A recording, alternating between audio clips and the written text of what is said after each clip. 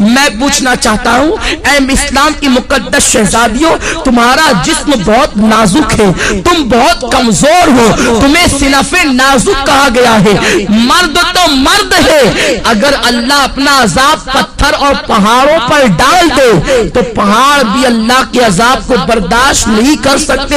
میری بہنوں، تم اللہ کے عذاب کو کیسے برداشت کر سکو گی؟ تمہارا یہ نازک وجود اللہ کے عذاب کو کس قدر برداشت کرنے کی طاقت رکھتا ہے؟ ذرا سوچو تو صحیح، آج تم اپنے حسن کی نمائش کر رہی ہو، آج تم باریک اور پتلے کپڑے پہن کر کے اپنے حسن کو دنیا کے سامنے ظاہر کر رہی ہو، کیا تمہیں ڈر نہیں لگتا یہ تمہارا حسن زیادہ دن تک تمہارے پاس نہ رہ سکے گا؟ جوانی کتنے دن کے لیے آتی ہے؟ جوانی آتی ہے جانے کے لیے، جوانی آتی ہے ختم ہونے کے لیے۔ زیادہ سے زیادہ جوانی 10 سے 15 سال تک تمہارے پاس رہے گی۔ اپنی جوانی کی عمر میں تم اپنے حسن کی نمائش کر لو، تم اپنے حسن کی خوب نمائش کرو گی، اس کے بعد پھر کیا ہے؟ جس حسن کی تم نمائش کر رہی ہو، یہ نمائش تمہارا کرنا اسی تمہارے خوبصورت چہرے کو کبھی قبر کے کیڑے کھائیں گے، کبھی قبر کی مٹی کھائے گی۔ اپنی بڑی بڑی آنکھوں میں کاجل لگا کر، اپنی خوبصورت آنکھوں میں کاجل لگا کر بار بار آئینوں کو دیکھتی ہو اور بار بار عورتوں پہ فخر محسوس کرتی ہو کہ میری آنکھیں اتنی خوبصورت ہے، میرا چہرہ اتنا خوبصورت ہے۔ ارے نادانو، تمہارے خوبصورت چہرے کی حقیقت کیا ہے؟ اگر تمہارے چہرے پر چند پھنسیاں نکل آئے تو تمہارا شوہر بھی تمہاری طرف نگاہ اٹھا کر دیکھنے کو تیار نہ ہوگا، مگر اللہ اکبر، اس دنیا کے اندر اپنے چہرے کو حسین بنانے کے لیے، اپنے چہروں کو خوبصورت بنانے کے لیے اس قدر اہتمام کرتی ہو اور خوبصورت چہرے پہ اتنا مٹک مٹک کر اتراتی ہو۔ یہ تمہارا خوبصورت چہرہ قبر کے اندر 3 دن کے اندر بگڑ جائے گا، 3 دن کے اندر اسے قبر کے کیڑے کھائیں گے۔ حضرت سعید ابن مسیب رحمت اللہ تعالی علیہ فرماتے ہیں، جب حضرت علی مرتضیٰ کے ساتھ میں قبرستان گیا تو میں نے جانے کے بعد کیا دیکھا؟ علی مرتضیٰ نے قبر والوں کو سلام کیا اور سلام کرنے کے بعد پوچھا، اے قبر والوں، تمہارا کیا حال ہے؟ تمہاری کیا کیفیت ہے؟ تو ایک قبر سے آواز آئی، علی کیا پوچھتے ہو؟ جس خوبصورت بالوں کو ہم دن میں کئی مرتبہ سنوارتے تھے وہ بال ہماری کھوپڑیوں سے جھڑ چکے ہیں۔ اے علی کے مرتضیٰ، جن آنکھوں پر ہم بہت فخر کرتے تھے وہ آنکھوں کے گودے بے بے کر کے گالوں سے گر رہے ہیں۔ جس چہرے کے اور گالوں کی سرخی پر ہم اتراتے تھے ان گالوں کے گوشت کو کیڑوں نے کھانا شروع کر دیا ہے۔ اب تم ہمارا حال کیا پوچھتے ہو؟ جس جسم پر پرفیوم لگا کر، جس جسم پر عطر لگا کر دنیا کے سامنے فخر محسوس کرتے تھے، اس جسم کو ازدہے ڈس رہے ہیں۔ اے علی، اب ہم تمہیں اپنا کیا حال سنائے؟ اے اسلام کی مقدس شہزادیوں، اپنے بڑے بالوں کی نمائش کے لیے تم اس قدر سرگردہ نظر آتی ہو، اس قدر کو لاہو پر کوشا نظر آتی ہو۔ یہ تمہارے بال تمہاری قبر میں جھڑ جائیں گے، یہ تمہاری آنکھیں اسے قبر کے بچھو کھائیں گے، ہم اسے کھائیں گے۔ اور اللہ کے رسول تو یہاں تک فرماتے ہیں، آج عورتیں اپنے حسن کا غلط استعمال کر کے کبھی کسی غیر محرم لڑکے سے محبت کا پیغام دیتی نظر آتی، پیار و محبت کے نام پر اجنبی لڑکوں سے دوستی کرتی نظر آتی، اور یہ آج فیشن بن چکا ہے، اسے عیب نہیں سمجھا جاتا۔ وہ عورتیں کان کھول کر سن لے جو لوگوں سے غلط تعلقات قائم کرتی ہیں۔ فرمایا گیا جن عورتوں نے دوسرے مردوں سے تعلقات قائم کرنا تو بہت بڑا جرم ہے، ایک مرتبہ اپنا ہاتھ کسی دوسرے مرد کے ہاتھ میں دیا ہوگا، اس عورت پر اللہ اس کی قبر میں 99 سانپ مسلط فرمائے گا، اور اس میں سے ایک سانپ کی طاقت کا عالم یہ ہوگا کہ وہ سانپ اگر سانس لے دنیا میں وہ سانپ اگر دنیا میں سانس لے تو اس کی سانس کی گرمی سے پوری دنیا کے انسان مر جائے، اور اگر وہ سانپ کسی پہاڑ پر اپنی دم کو مار دے تو پہاڑ ریزہ ریزہ ہو جائے، اتنا طاقتور وہ سانپ ہے۔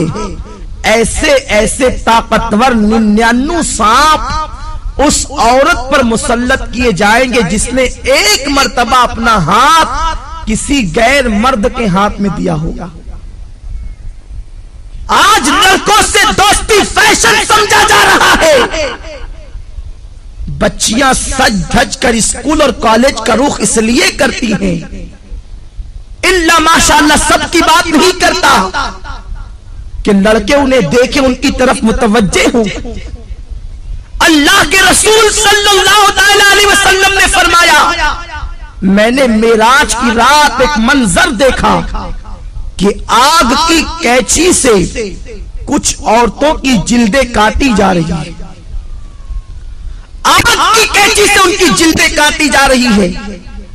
جو خواتین آپریشن کو جانتی ہے اور جن کا آپریشن کسی مقام پر یہ کہاں ہوا ہے یا انہوں نے آپریشن کی داستان کو سنا ہوگا تو انہیں معلوم ہوگا کہ جب کسی کی جلد ڈاکٹر کاٹتا ہے تو پہلے اسے بے ہوش کرتا ہے، پھر بڑی نزاکت کے ساتھ ہلکے ہلکے انداز سے کاٹتا ہے، پھر جب ہوش آتا ہے تو انسان کتنا تڑپتا ہے، کتنا بے چین ہوتا ہے، کتنا بے قرار ہوتا ہے۔ بہت احتیاط کے ساتھ اگر بے ہوش کر کے انسان کی جلد کاٹی جائے تو انسان اتنا تڑپتا ہے۔ میری بہنوں ذرا سوچو تو صحیح کہ آگ کی کینچی سے کچھ عورتوں کی جلدیں کاٹی جا رہی تھی۔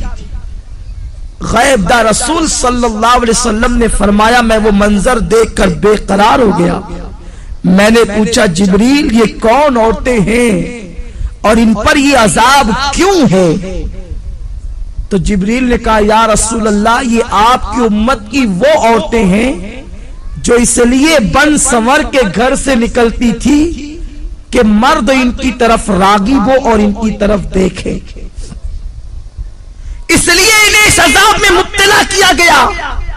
اے اسلام کی مقدس شہزادیوں، تم مغربی تہذیب اور فیشن پر عمل کرنے کے بعد بہت زیادہ کامیاب نہیں ہو سکتی، بہت زیادہ کامران نہیں ہو سکتی۔ اور سنو، یہ دنیا ایسی بدترین جگہ ہے، یہ دنیا ایسا بدترین مقام ہے، یہاں کوئی کسی کا نہیں۔ جب تک تمہاری جوانی تمہارے پاس ہے، ہر آنے والا تمہارے قریب آنے کی سوچے گا، تمہارے حسن کو پھول کی طرح جو حسن اللہ نے عطا کیا ہے اس کو مل دینے کے بعد وہ ایسا غائب ہوگا کہ پھر تمہیں کہیں نظر نہیں آئے گا۔ آج کل یہ باتیں بھی سننے میں آ رہی ہے کہ یہ چیز بھی فیشن بنتی جا رہی ہے کہ ایک عورت شوہر کے ہونے کے باوجود دوسروں کی طرف نگاہ کرتی ہے، یا دوسروں کے بہلانے پھسلانے پر، کبھی زیور کے لالچ دینے پر، کبھی دولت کی لالچ دینے پر، کبھی کاروں میں اور بائک پر گھومنے کی لالچ دینے پر عورتیں پھسل جاتی ہیں۔ دراصل غلطی عورتوں کی نہیں ہے، اس لیے کہ یہ بیچاری ناقص العقل ہے، بہت جلدی کسی کے پھندے میں آ جاتی ہے، بہت جلدی کوئی نے استعمال کر جاتا ہے، بہت جلدی کوئی نے یوز کر لیتا ہے۔ مگر میری بہنوں، میری بات کا برا نہ ماننا، میں تمہارے نبی کا نواسا اور تمہارا چھوٹا سا بھائی ہوں، میں تمہاری خیر خواہی کے لیے یہ باتیں عرض کر رہا ہوں، ورنہ عورتیں یہ نہ کہیں کہ منبر پر بیٹھ کر ہم سے یہ کیا باتیں کہی جا رہی ہے۔ میں یہ نہیں کہتا کہ اجتماع میں آنے والی ساری عورتیں بری ہیں، میں یہ باتیں صرف اس لیے کہہ رہا ہوں کہ جو بری عورتیں ہیں تم جا کر کے ان عورتوں کو یہ باتیں بتاؤ تاکہ وہ استعمال ہونے سے بچ جائیں، تاکہ وہ غلط کاموں سے بچ جائیں۔ میری بہنوں، میں تم سے پوچھنا چاہتا ہوں، تمہارے پاس جوانی زیادہ دن تک رہنے والی نہیں ہے، 10 سے 15 سال تک تمہاری جوانی تمہارے پاس رہے گی۔ اور سنو، اللہ کے رسول صلی اللہ علیہ وسلم نے فرمایا، عورتوں کا سب سے بڑا زیور عورت کی شرم و حیا ہے۔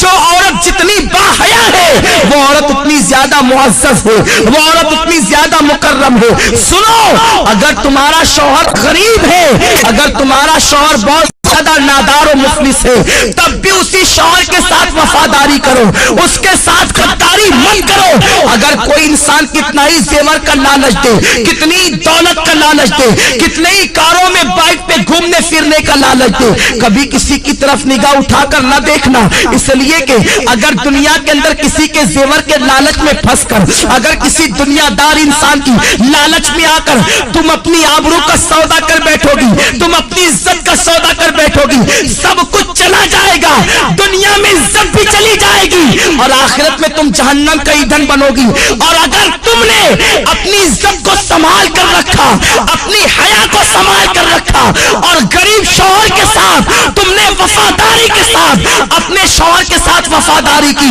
تو نبی کا فرمان سنو، میرے آقا فرماتے ہیں جو عورت اپنے غریب شوہر کے ساتھ وفاداری کے ساتھ رہتی ہے، اپنی آبرو کا سودا نہیں کرتی، ایسی عورت کو اللہ میری بیٹی فاطمہ کے ساتھ بغیر حساب و کتاب جنت میں داخل فرمائے گا۔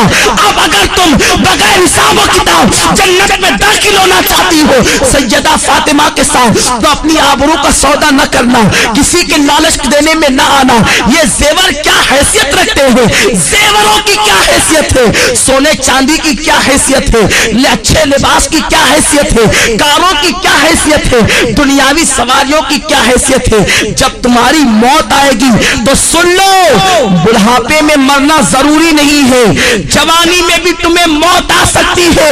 اللہ اکبر، جب تمہیں موت آئے گی، اگر تم نے اپنی حیا کو بیچ کر زیورات حاصل کیے ہوں گے، یہی زیورات تمہارے بدن سے نکال لیے جائیں گے، اچھے اچھے لباس تم نے جو جمع کیے ہوں گے وہ لباس بھی تم سے چھین لیا جائے گا، اور تمہیں کیا پہنایا جائے گا، سادہ سا سمپل سا 2 گز سفید کپڑا جسے دنیا کفن کہتی ہے، وہ کفن تمہارے بدن سے لپیٹا جائے گا، کافور کی وہ غمگین خوشبو تمہارے بدن سے لگائی جائے گی۔ تمہاری سہیلیاں آج جو تم سے کہتی ہے چل، اس غربت میں کیا رکھا ہے، اس غربت میں کیا رکھا ہے، چل چل کر عیش کی زندگی گزار، یاد رکھنا ان ظالموں کی بات کبھی مت سننا۔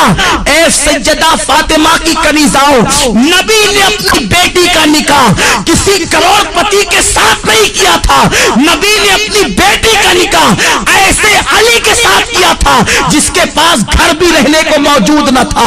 حضرت علی کے میں سے میرے آقا کہتے ہیں علی میں فاطمہ کے ساتھ تمہارا نکاح کرنا چاہتا ہوں۔ علی ایسے تھے، اس وقت ان کے پاس مہر دینے کے لیے پیسے بھی نہ تھے، کپڑے پہنانے کے لیے پیسے بھی نہ تھے۔ عرض کرتے ہیں یا رسول اللہ، نہ مہر دینے کے پاس میرے پاس پیسے ہیں، نہ کپڑا خریدنے کے لیے میرے پاس پیسے ہیں۔ حضور فرماتے ہیں میری زیرہ لے کر کے جاؤ، اسے بازار میں بیچ دو اور کپڑے خرید کر کے لاؤ اور فاطمہ کا مہر ادا کرو۔ میں پوچھنا چاہتا ہوں، نبی چاہتے تو اپنی بیٹی کا نکاح کسی دولت مند کے ساتھ کر دیتے، بڑے بڑے دولت مند میرے سرکار کی بیٹی کا ہاتھ مانگنے کے لیے آئے تھے، مگر نبی جانتے تھے اگر میں نے اپنی بیٹی کا نکاح کسی دولت مند کے ساتھ کر دیا تو میری امت کی بیٹیوں کا کیا ہوگا، میری امت کی بیٹیاں زندگی کیسے گزارے گی۔ نبی نے اپنی بیٹی کا نکاح ایک غریب علی کے ساتھ کر کے دنیا کو بتا دیا کہ غریب شوہر کے ساتھ ایمانداری اور وفاداری کے ساتھ اپنی زندگی کو گزار دینا یہ نبی کی بیٹی فاطمہ کی سنت ہے، تمام جنتی عورتوں کی سردار کی سنت ہے۔ میرے آقا علیہ الصلوۃ والتسلیم کی کنیزاؤں سیدہ فاطمہ اتنے غریب ہی کے عالم میں اپنی زندگی کو گزارتی تھی کہ اپنے ہاتھوں سے چکی خود پیستی تھی، چکی پیسنے سے ہاتھوں میں چھالے پڑ گئے تھے، مشکیزہ بدن پر رکھ کر کے پیٹ پر لاد کر مشکیزے سے پانی لاتی، نبی کی شہزادی کے پیٹ پر اس مشکیزے کے کالے کالے نشان پڑ گئے تھے۔ میری بہنوں تم بھی تو اچھا لباس پہنتی ہو، نبی کی بیٹی تو 72 پیون لگی ہوئی ایک چادر اوڑھتی تھی اور ایک چادر کے علاوہ نبی کی بیٹی کے پاس دوسری کوئی چادر موجود نہ تھی۔ تم تو 3 مرتبہ پیٹ بھر کر کے کھانا کھاتی ہو. نبی کی بیٹی تو 3 دن تک کے فاقے کرتی تھی. کیا نبی کی بیٹی کی زندگی تمہارے لیے نمونہ نہیں ہے؟ کیا نبی کی بیٹی کی زندگی تمہارے لیے اسوہ حسنہ نہیں ہے؟ ذرا سوچو تو صحیح. تم 3 مرتبہ پیٹ بھر کے کھا کے اللہ اور رسول سے بے وفائی کرتی ہو، اور وہ 3 دن فاقہ کر کے اتنی نماز کی پابند تھی کہ 5 وقت کی نماز بھی پڑھتی، تہجد بھی پڑھتی، اور جب نفل نماز پڑھتی تو ایک سجدے کے اندر پوری رات گزر جاتی اور سبحان ربی الاعلیٰ کا ترانہ گنگناتی. جب فجر کی اذان سنتی تو حسرت کے ساتھ سر کو سجدے سے اٹھاتی اور کہتی اے اللہ تو نے رات اتنی چھوٹی بنائی کہ تیرے محبوب کی بیٹی فاطمہ دل کھول کے سجدہ بھی نہ کر سکی. اے خاتون جنت کی کنیزاؤ تم مسلمان ہو، تمہاری تقدیر کا ستارہ بہت عروج پر ہے. اللہ نے تمہیں ایمان کی دولت دی ہے. غیر مسلم عورتوں کو دیکھ کر ان کی طرح بننے کی کوشش نہ کرو. فلموں میں ہیروئن کو دیکھ کر ان کی طرح بننے کی کوشش نہ کرو. ذرا سوچو تو صحیح. میرے آقا فرماتے ہیں میں نے عورت کی عزت کو کعبے سے بھی بلند کر دیا ہے. تمہاری عصمت کو نبی نے کعبے سے بلند کیا ہے. تمہیں اپنے آپ کا کوئی خیال نہیں. تم پارکوں میں جا کر اللہ اکبر اللہ کی نافرمانی کر رہی ہو. اور سنو، کوئی کہیں بھی جائے سب کی نگاہ سے تو چھپ کر تم گناہ کر سکتے ہو، اللہ کی نگاہ سے تم کبھی نہیں چھپ سکتے. قرآن کہتا ہے ان اللہ کان علیکم رقیبا. تم جہاں کہیں ہو اللہ تم پر سخت نگرانی فرما رہا ہے. دوسرے مقام پر میرے رب نے فرمایا واتقوا اللہ ان اللہ خبیر بما تعملون. اللہ سے ڈرو کہ وہ تمہارے ایک ایک پل کی خبر رکھتا ہے. اور یہ بھی سن لو میری بہنوں، اگر تم نے اللہ سے ڈر کر گناہوں سے توبہ کر لی تو اللہ کے رسول فرماتے ہیں جو اللہ سے ڈرتا ہے اللہ اسے سب سے بے نیاز کر دیتا ہے. اللہ محتاجی کو دور کر دیتا ہے. جو اللہ سے ڈرتا ہے اللہ اسے ایسی جگہ سے روزی عطا کرتا ہے جہاں پر اس کا گمان بھی نہیں جاتا. آؤ میں آپ کو استقامت فی الدین کے حوالے سے اور اللہ کے خوف کے حوالے سے ایک بڑی پیاری حکایت پیش کروں. امام یافعی علیہ رحمت و رضوان فرماتے ہیں میری بہنیں غور سے سنیں اور اللہ کا خوف اپنے دل کے اندر پیدا کریں. جب ایک عورت اللہ سے ڈر کر گناہوں کو ترک کر دیتی ہے تو اللہ اس کے مقام کو کتنا بلند فرما دیتا ہے. امام یافعی رحمت اللہ تعالی علیہ فرماتے ہیں 2 دوست تھے، دونوں میں بہت زیادہ پیار و محبت تھی، ایک دوسرے سے بڑی محبت کرتے تھے، مگر ایک نوجوان کی کیفیت یہ تھی کہ وہ جلتے ہوئے انگاروں میں ہاتھ ڈال دیتا، اس کے ہاتھ پر آگ اثر نہیں کرتی تھی. وہ جلتے ہوئے کڑاہوں میں ہاتھ ڈال دیتا، تیل کی کڑک اس کے ہاتھ پر اثر نہیں کرتی تھی. وہ بڑے بڑے انگارے ہاتھ سے پکڑ لیتا، آگ اس کے ہاتھ کو نہیں جلاتی تھی. لوگ حیران رہتے تھے آخر اس کے اندر خصوصیت کیا ہے، اس کی خاصیت کیا ہے کہ آگ اس کے ہاتھ پر اثر نہیں کرتی. ایک مرتبہ اس کا جو بہت زیادہ قریبی دوست تھا اس نے پوچھا یار ذرا یہ تو بتا آخر آگ تیرے ہاتھوں کو کیوں نہیں جلاتی ہے، تو آگ کو ہاتھ میں لے لیتا ہے آگ تیرے ہاتھ پہ اثر کیوں نہیں کرتی ہے، یہ تو بہت تعجب کی بات ہے. اس نوجوان نے کہا یہ بہت بڑا راز ہے دوست میں نہیں بتا سکتا. آخرکار اس نے بہت زیادہ پریشر کیا اور پھر اس دوست نے کہا سن لے اگر تم میرے اس راز کی بات کو سننا چاہتا ہے تو سن. میری بہنوں سے کہتا ہوں میری بہنوں تم بہت غور سے اس حکایت کو سنو، شاید یہی حکایت آپ کی زندگی کے اندر انقلاب پیدا کر دے۔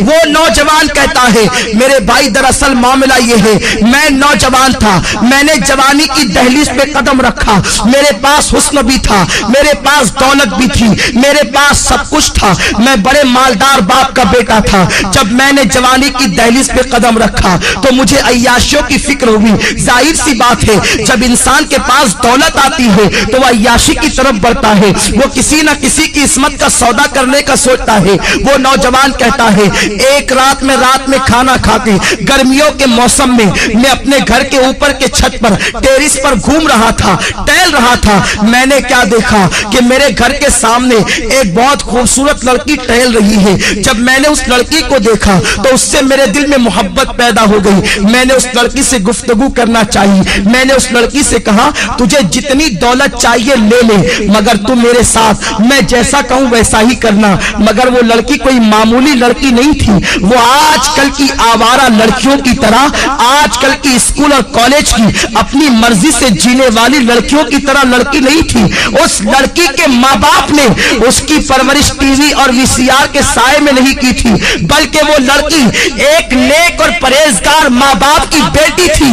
اس کے ماں باپ نے اس کی پرورش جو ہے وہ ناولوں کے سائے میں، ہیروئن اور ہیرو کی زندگی کے سائے میں نہیں بلکہ سیدہ فاطمہ کے کردار کے سائے میں کی تھی، قرآن مقدس کی تعلیم کے سائے میں کی تھی۔ جب اس لڑکی کے سامنے اس نوجوان لڑکے نے دولت کو پیش کر کے اس کی عصمت کا سودا کرنا چاہا تو لڑکی نے بڑا پیارا جواب دیا، اے نوجوان لذت کے لیے گناہ مت کر، لذت چلی جائے گی گناہ باقی رہ جائے گا۔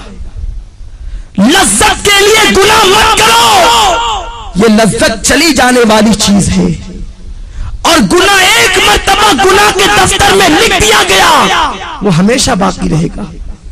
ارے ایک گناہ کا عذاب انسان برداشت نہیں کر سکتا، انسان ہزاروں گناہ کرتا ہے۔ قرآن کہتا ہے اِنَّ بَطْشَ رَبِّكَ لَشَدِيدٌ، تیرے رب کی پکڑ بڑی سخت ہے۔ اے میری بہنوں کم از کم اپنے آپ سے تو تم محبت کر لو، اللہ کا عذاب بڑا خطرناک ہے۔ ساری دنیا مل کر اس کے ایک چھوٹے سے عذاب کو برداشت نہیں کر سکتی، تم اتنے گناہ کر کے اتنے بے باکی کے ساتھ زندگی گزارتے ہو، تمہیں اللہ کا ڈر نہیں ہے، تمہیں مرنا نہیں ہے، کہ تمہیں قبر میں نہیں جانا ہے۔ وہ نوجوان کو اس لڑکی نے کہا لذت کے لیے گناہ مت کر، لذت چلی جائے گی گناہ باقی رہ جائے گا۔ وہ نوجوان کہتا ہے میں اس لڑکی کے پیچھے لگا رہا، وہ لڑکی مجھے اللہ سے ڈراتی رہی۔ آخر کیا ہوا، ہمارے شہر میں قحط سالی کا زمانہ آیا، سوکھا پڑ گیا، قحط پڑ گیا، ہر غریب امیر کے دروازے پر بھکاری کی طرح کھڑے ہو گئے۔ میں مالدار باپ کا بیٹا تھا، میرے باپ نے مجھے بہت سارا اناج دیا، کہا بیٹا تقسیم کرو۔ میں اناج تقسیم کر رہا تھا کہ میرے دروازے پہ وہ لڑکی بھی چلی آئی۔ میں نے اس لڑکی کو قطار میں دیکھا، میں خوش ہو گیا کہ آج اپنی دل کی خواہش پوری کروں گا۔ میں نے جلدی اپنے نوکروں سے کہا کہ اس سب کو دے کر کے بھگا دو، اور اس لڑکی کو میں نے اپنے کمرے میں بلایا۔ لڑکی سے پوچھا کیا بات ہے، کیوں آئی ہو، آنے کی وجہ کیا ہے؟ لڑکی نے کہا اے نوجوان تو جانتا ہے کہ میری شادی ہو چکی ہے اور میرے 3 بچے ہیں، میں ماں ہوں، میرے بچے بھوک کی وجہ سے تڑپ رہے ہیں، خدا کے لیے کچھ اناج دے دے تاکہ میرے بچوں کی زندگی بچ جائے۔ اس نوجوان نے کہا اے لڑکی میں تیرے قدموں میں دولت کا اور اناج کا انبار لگا دوں گا، تو ایک مرتبہ میرے دل کی تمنا کو پورا کر۔ لڑکی نے کہا تیرے دل کی تمنا کیا ہے؟ تو اس نوجوان نے کہا کہ میں تیرے ساتھ زنا کرنا چاہتا ہوں۔ لڑکی لرز گئی اور کہنے لگی نادان اللہ سے ڈر، اللہ کے رسول فرماتے جب کوئی لڑکا اور لڑکی زنا کرتے ہیں تو ان کا ایمان ان کے سینوں سے نکل جاتا ہے، ایمان دلوں سے رخصت ہو جاتا ہے۔ اور اللہ کے حبیب فرماتے ہیں بدکاری یعنی زنا کرتے ہیں تو زمین رو کر اللہ سے کہتی اے اللہ تو مجھے اتنی طاقت دے دے تاکہ میں پھٹ جاؤں اور ان دونوں کو اپنے اندر دبوچ. اتنا بدترین جرم ہے زنا. اللہ سے ڈر، تو کیا کہہ رہا ہے؟ اس نوجوان نے جواب دیا اگر تو میرے دل کی خواہش کو پورا نہیں کر سکتی تو میں تیری بات پوری نہیں کر سکتا. لڑکی چلی گئی. جب وہ گئی تو اس نے کیا دیکھا؟ اس کے بچے رو رہے. کہتے ہیں ماں اگر تو ہمیں کھانا نہیں کھلا سکتی تو اپنے ہاتھوں سے ہمارا گلا دبا کے ہمیں مار ڈال تاکہ ہم بھوک کی شدت سے تو بچ جائیں.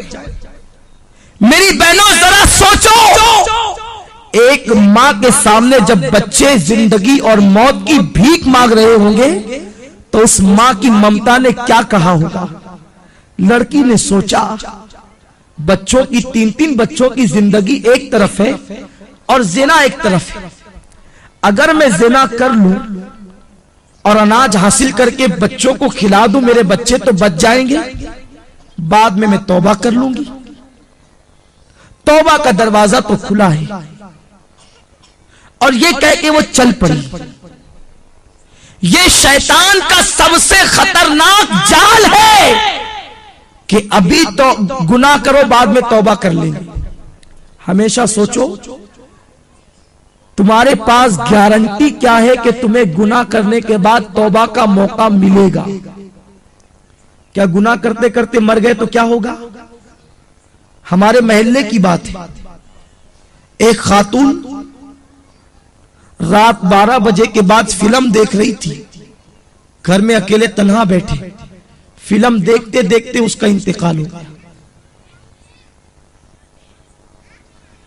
پورے محلے میں ہنگامہ ہو گیا کہ اس عورت کا انتقال فلم دیکھتے دیکھتے ہوا. محلے کے 80% لوگوں نے اس کا جنازہ نہیں پڑھا اور آج بھی دنیا اس پہ لعنت و ملامت کر رہی ہے. کہیں ایسا تو نہیں کہ کوئی گناہ کرتے کرتے آپ کو ہی موت آ جائے اور ساری دنیا قیامت تک آپ کا ذکر کر کے آپ کو ملامت کرے؟ تو یہ مت سوچنا کہ گناہ کرنے کے بعد توبہ کا موقع مل جائے گا. اگر گناہ کرتے کرتے موت آ گئی تو کیا ہوگا؟ میرے آقا فرماتے ہیں جو جس حال میں مرے گا اسی حال میں اٹھایا جائے گا. اگر گناہ کرتے کرتے مرو گے تو اسی کیفیت میں اٹھائے جاؤ گے. تو بہرحال وہ لڑکی چل پڑی. مختصر عرض کر رہا ہوں.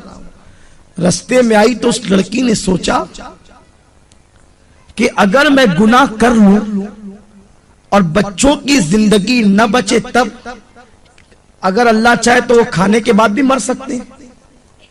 ضروری تو نہیں کہ کوئی بھوکا ہی مرے، کھانے کے بعد بھی بچے مر سکتے ہیں. تو بچوں کی زندگی کے لیے اپنی عصمت پر داغ کیوں لگاؤں؟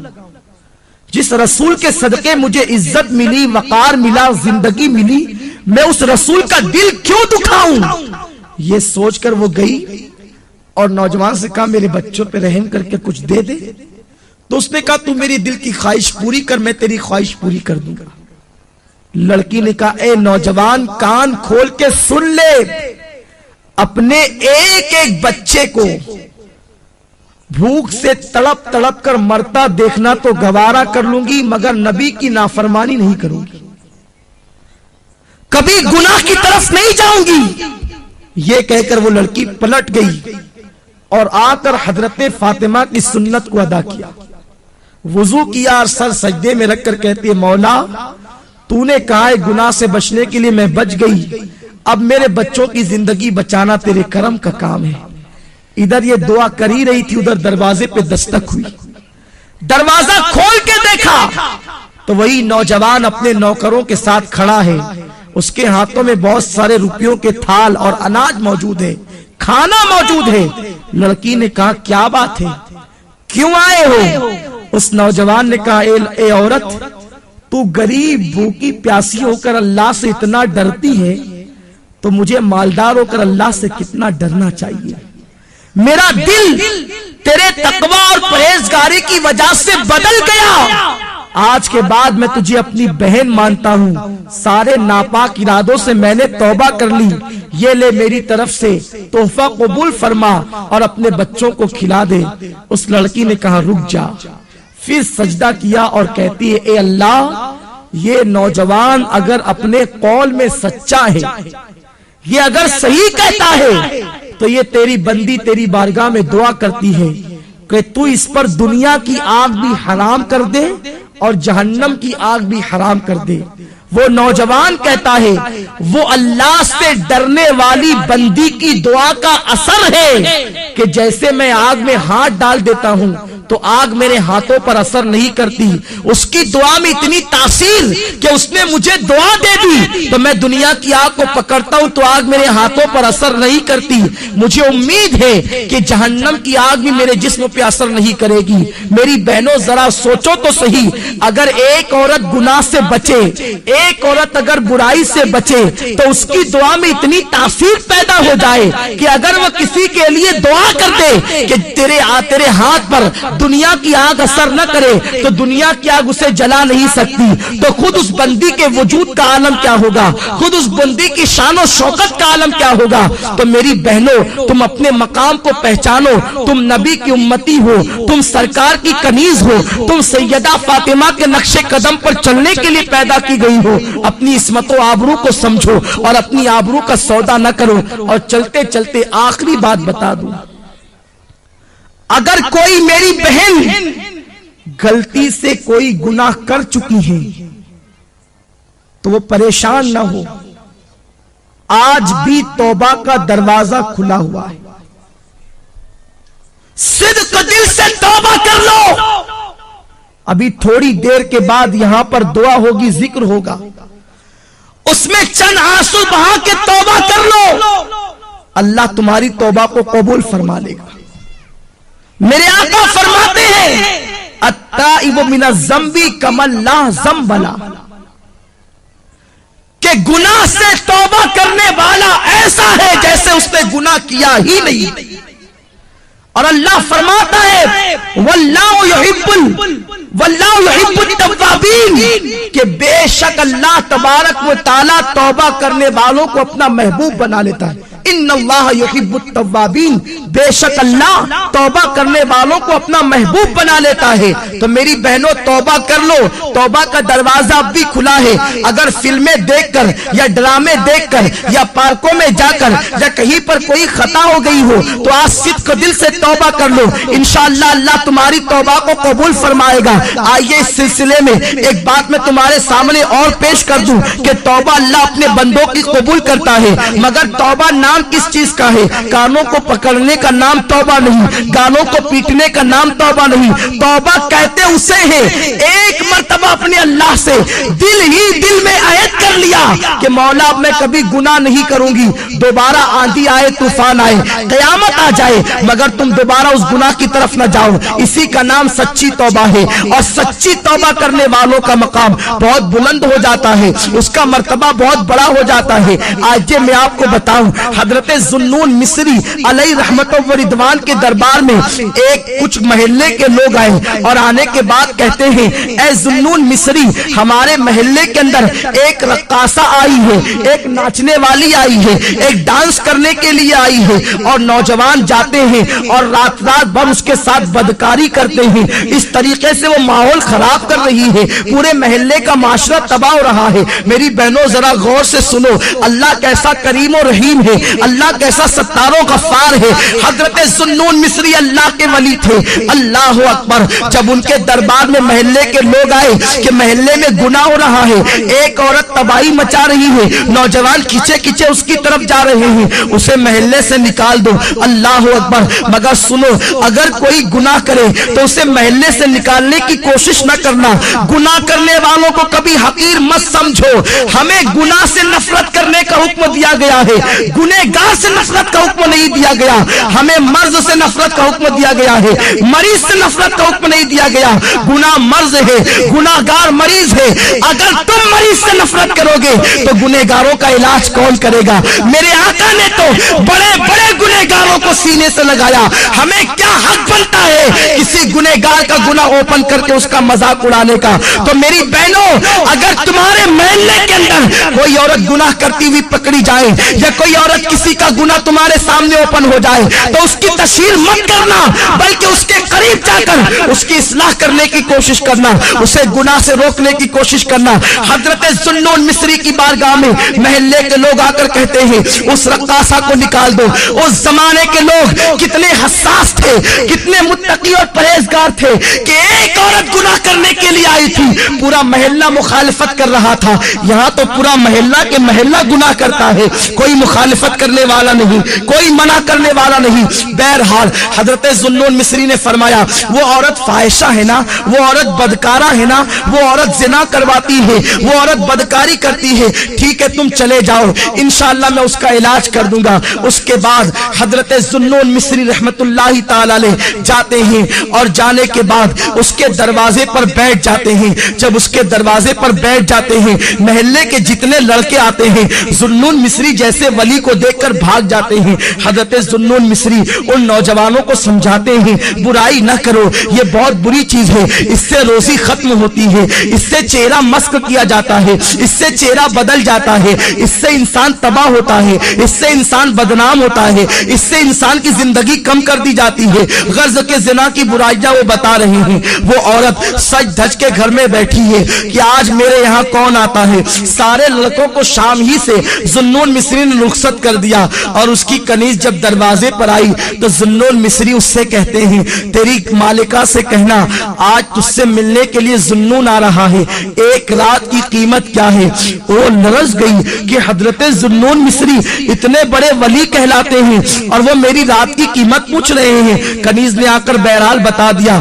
हजरत ज़ुन्नून मिस्री उतनी कीमत लेकर के गए और उस लड़की से कहते हैं मैं तो ये कीमत दे रहा हूँ, अब रात भर तुम्हारी मेरे कब्जे में है, रात भर तुम्हारी मेरे पास है, जैसा मैं कहूंगा तुम्हें ऐसा ही करना पड़ेगा। लड़की ने कहा मेरा काम तो दौलत कमाना है, तुम जो कहोगे मैं वही करूंगी। उसके बाद हजरत ज़ुन्नून मिस्री ने उसको पैसे दिए और फरमाया आज की तेरी रात मेरे लिए है। फरमाते हैं बेटी इस्लाम की बेटी हर बेटी हर इस्लाम की हर बेटी इस्लाम की बेटी हुआ करती है, ये तूने जो कीमत ली है अब जल्दी से जाके गुस्ल कर और ये नया लिबास मेरी तरफ से पहन ले। उस लड़की ने गुस्ल किया, लिबास पहना। वो अजीब अजीब सोच रही थी कि मेरे साथ ज़ुन्नून जैसा बूढ़ा क्या करेगा। हजरत ज़ुन्नून मिस्री रहमतुल्लाहि ताला अलैह उस लड़की से कहते हैं बेटी आज रात तुझे कुछ नहीं करना है।